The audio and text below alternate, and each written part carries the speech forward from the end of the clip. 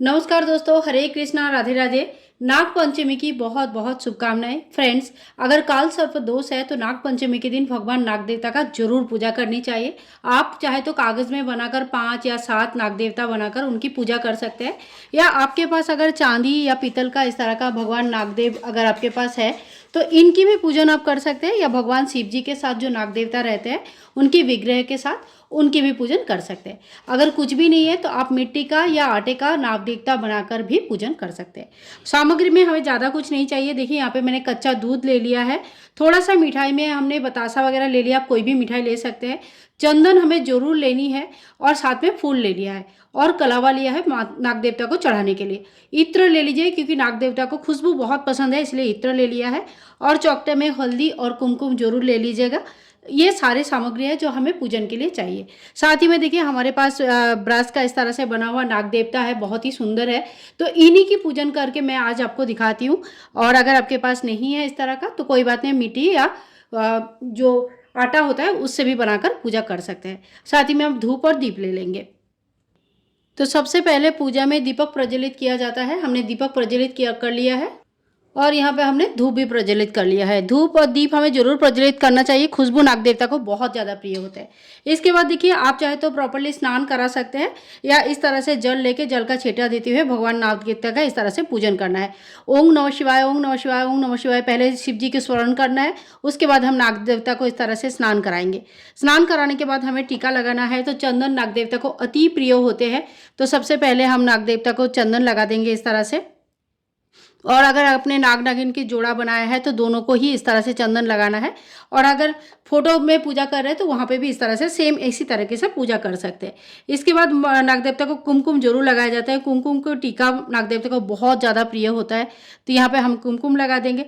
दोनों नाग देवता को हमने इस तरह से कुमकुम लगा देंगे, और उसके बाद हल्दी लगाएंगे। हल्दी, कुमकुम, ये सारी चीज़ें नाग देवता को बहुत ही ज़्यादा प्रिय होता है। और देखिए काल सर्प दोष निवारण के लिए सबसे अच्छा जो मौका होता है ये यही होती है। इसके बाद जो कलावा है, कलावा में ही थोड़ा सा आप इत्र लगा लीजिए। खुशबू जो है नाग देवता को बहुत ही ज़्यादा प्रिय होता है, इसलिए खुशबू ज़्यादा से ज़्यादा हमें यूज़ करना चाहिए। अब ओम वस्त्रम समर्पयामि इस मंत्र का जप करते हुए नाग देवता को हम वस्त्र अर्पण कर देंगे। इस तरह से हमने वस्त्र अर्पण कर दिया है। वस्त्र अर्पण करने के बाद आप फूल जरूर अर्पण कीजिए। अगर फूल है तो फूल जरूर अर्पण करना चाहिए, क्योंकि नाग देवता को फूल भी बहुत प्रिय होते हैं। तो जो भी फूल आपके पास अवेलेबल है वो फूल आप अर्पण कर सकते हैं। फूल अर्पण करने के बाद नाग देवता का हम भोग अर्पण करेंगे। तो देखिए भोग अल्प परिमाण में ही दिया जाता है, इसका कारण मैं लास्ट में बताती हूँ। तो अल्प परिमाण में ही नाग देवता को भोग अर्पण करें। और इस तरह से भोग अर्पण करने के बाद हाथ जोड़ करके नाग देवता को क्षमा याचना करेंगे कि हे भगवान, अगर हमारे पूजा में कोई कमी रह गई या कोई भी गलती हो गई तो आप हमें क्षमा कर दीजिए। और जो भी हमारे पूरे कुल में किसी के ऊपर भी काल सर्प दोष है तो आप कृपया अपने आशीर्वाद से उस दोष का निवारण करें। तो इस तरह से हमने माफ़ी मांग लेंगे। और इसके बाद देखिए यथासंभव दक्षिणा हमें जरूर चढ़ानी चाहिए। पूजा में रही कमियों को पूरा करने के लिए दक्षिणा चढ़ाया जाता है, और ये दक्षिणा बाद में किसी मंदिर में आप दान कर सकते हैं। अगर आपने इसके बाद पूजा के बाद देखिए थोड़ी देर तक हमें ऐसे ही रखना है। और अगर आपने व्रत रखा है तो व्रत कथा पढ़ना बहुत आवश्यक होता है। व्रत कथा पढ़ने के लिए हाथ में थोड़ी सी चावल के दाना ले सकते हैं, या फूल ले सकते हैं।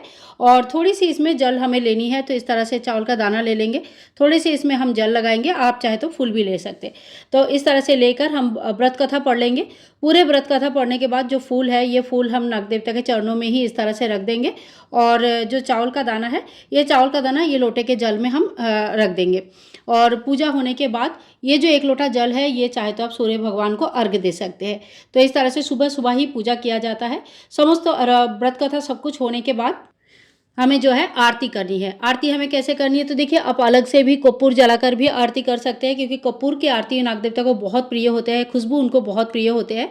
और अगर अलग से जलाना नहीं चाहते हैं तो जो दीपक और धूप आपने प्रज्वलित किया है इसी से नाग देवता का आरती कर लीजिएगा।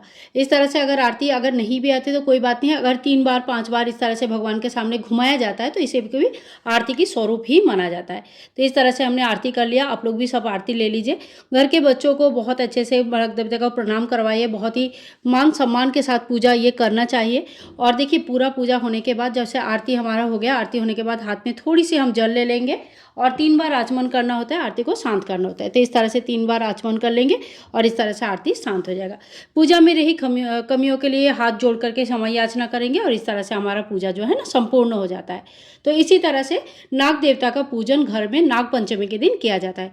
पूजा के बाद आपको क्या करना है, जो फूल वगैरह है ये फूल सारे आप विसर्जन कर सकते हैं, भूमि विसर्जन भी कर सकते हैं और जल विसर्जन भी कर सकते हैं। अगर भूमि विसर्जन करेंगे तो अपने आप ही खाद बन जाएगा। और ये जो भोग प्रसाद चढ़ाया है हमने, इसीलिए बोला था थोड़ा सा चढ़ाना है, क्योंकि ये जो भोग प्रसाद चढ़ाया जाता है ये ना तो खुद ग्रहण किया जाता है ना किसी को दिया जाता है।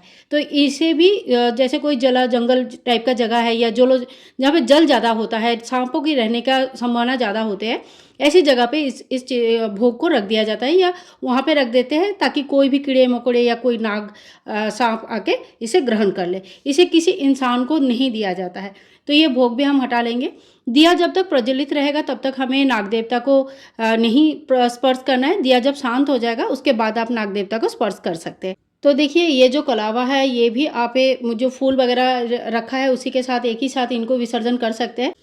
अगर आपके पास इस तरह का ब्रश का या चांदी का नाग देवता है तो आप इनको धो पोंछ कर जैसी जगह पे जहाँ पे भी आप रखते हैं, इनको लाल कपड़े में मोड़ के रखते हैं या मंदिर में रखते हैं, वहाँ पे आप इनको विराजमान कर दीजिएगा। तो इस तरह से, और जो आसन है इसको धोकर दोबारा यूज़ कर सकते हैं, लेकिन अगर वेलवेट की आसन है तो बार बार ना धोए, इसको झाड़ के साफ कर लीजिएगा। तो देखिए इसी तरह से हमें नाग देवता का पूजन करना है। नाग पंचमी की बहुत ही सरल पूजा विधि है ये, अगर आप चाहे तो घर पर इस तरह से पूजन कर सकते हैं। आई होप आज के वीडियो आप लोगों के लिए हेल्पफुल है, और अगर वीडियो में कुछ भी पसंद आई है तो please like share and comment, channel को सब्सक्राइब करके रखिएगा। मिलूंगी नेक्स्ट वीडियो में, तब तक के लिए हरे कृष्णा, राधे राधे।